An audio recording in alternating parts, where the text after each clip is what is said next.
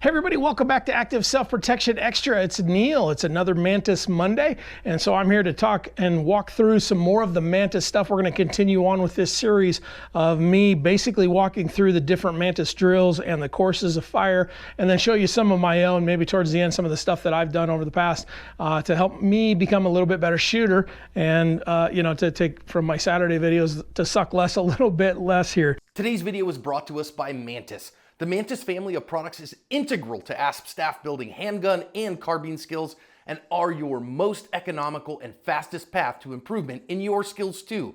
Whether you choose the X10, the Laser Academy, the Blackbeard, or use them all in concert, they will help your practice be more effective, efficient, and fun. Go check them out, pick up a unit, and thank them for sponsoring today's video. We've already done, really kind of done an overview of what the app looks like. I don't know if you can see that on my screen there or not, but we've done some of the par timer stuff, the Mantis benchmark. We did the 20-second benchmark, which was a little bit spicier than I thought, especially when you have to manually reset your own trigger. It's a little bit tougher in 20 seconds to maintain a higher score. I got texts from a few of you, and a few people shared in our Dry Fire Challenge group on Facebook that it was a little bit more sporty than they thought. Some people said it was easy, and to you guys, God bless you. One day I will hopefully be as good as you are, but I'll keep working to get there. The next one down is the timed benchmark. Now, I'm not going to do that one for you this week for a couple of simple reasons. One, it's much easier if you have a resetting trigger system like a cool fire or dry fire mag, maybe a SIRT pistol, something like that. And I just don't have access to one of those today for some different reasons going on here in the house. I got grandkids over and baby sleeping, so I'm not going to walk out and grab my SIRT pistol and wake everybody up. I'm going to make some videos and have a good time and do some dry fire. We've got a blizzard going on outside. There's nothing better to do than sit inside with a fire that I've got going right here on the other side of the camera, work on some dry fire in your dry fire dojo and chill. So we're gonna make the best of it. So I'm gonna move down from the timed benchmark, which is, again, really quickly, it's the exact same thing as a benchmark. It's just if you have a resetting trigger, go as fast as you can and maintain that 90%. I don't know what a good score on that is. Maybe I'll come back and revisit that one in a later video when I can bring my SIRT down here and try that. But the next one down is a fun one, and it's called the endurance drill.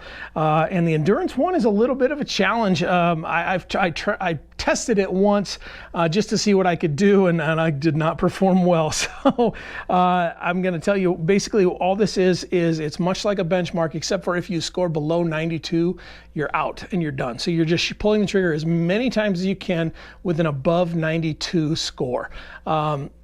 Sounds easy for those of you that can average 95s and that kind of thing in your, in your benchmark and all of that kind of stuff. And we see those all the time. But now there is the added pressure of it's over when you go below 92. And there's a little bit of a mental thing there to it. So I tested this thing once. I got the 4. So you can go look up my name in the stuff, and that's legit. I'm not lying to you. I'm going to see if I can do any better today. Had a few days off, been mostly scooping snow and playing with the grandkids. So we're going to try this. I've got a 2-inch circle over here on the wall. There's no drawing or anything with this. I mean, you can add that if you want. I suppose that's completely fine and acceptable, but the way the drill was designed is start with gun in hand. So I've got my barrel block on there. I've got my Mantis on the bottom of my mag with my mag block, so I can reset the trigger a whole lot easier. And I'm going to press this thing out here. I have hit start. Wish me luck. Here we go. 93. Ooh, started with a 93. 93. Okay, I'll take 93s all day if I can get them. 94. Ooh. 95.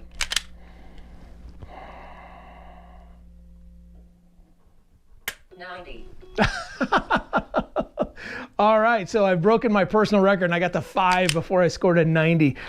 It's an interesting drill. I'm gonna do it one more time here and see if I can do any better than 5, but right now Neil's record is 5 above 92. So here we go. Come on, Neil, get in the game, buddy.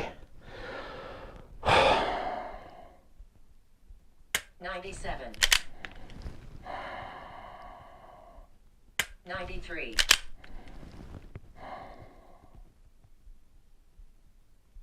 93.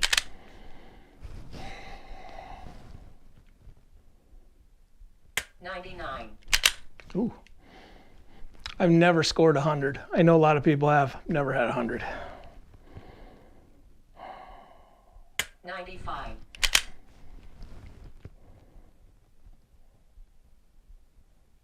98. 98. 95. 88. Finished with an 88. All right, so Neil's new personal record is 9 shots. Took me about 47 seconds, so I wasn't going any too fast. You know, the average in there was one of them I had 10 seconds in between where I think I took a breather and a breath, but I was about 4 to 6 seconds in between shots. I'm sure you can see all that if I got this recording thing to work right.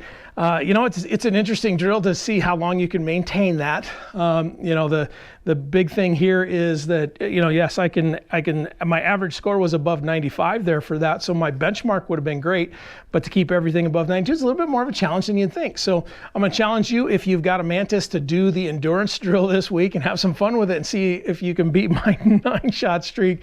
I'm hoping you can. If you can, please come celebrate with us in the Ask Dry Fire Challenge on Facebook. And if you can't, you can come, you know, be sorrowful with me down there and understand that this is a little bit harder than I think it sounds like initially. Now, if you don't have the Mantis, the way that you're going to do this is you're going to set up, I would say set up a 2-inch circle here, and I'm going to pull one of these off my wall. So this is all I've got. I've got a small little 2-inch circle with some rings on it. So basically it's a mini B8. 2 inches across. So what I'm doing is I'm putting my dot in the X ring of this thing and trying to pull the trigger. You know, and as I see that thing float around, I know that that's going to go. If I go outside of the, what would be the 10 ring, which is the second circle on there. So if I'm, what is that? Less than a half an inch across. If I see that dot move less than half an inch, I know that I've probably scored below a 92. You're probably still in the 90s. You're probably still getting a 10. It's probably going to be a good hit, but it's not that 92 or above, and it's probably not the X ring hit.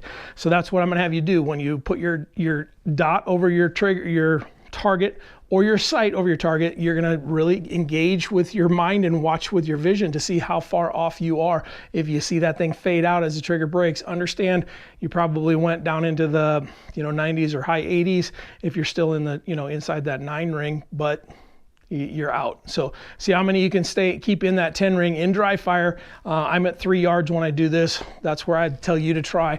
I know there's a lot of people out there that have different ways to do this and probably better ways, and knock yourselves out and have fun with it. But this is an interesting drill. It's a fun way to do it. I think it's better with the Mantis because they track it for you. But if you don't have one, you can certainly do this and you can have some fun with it. I'll see you next week. Tell us how you did.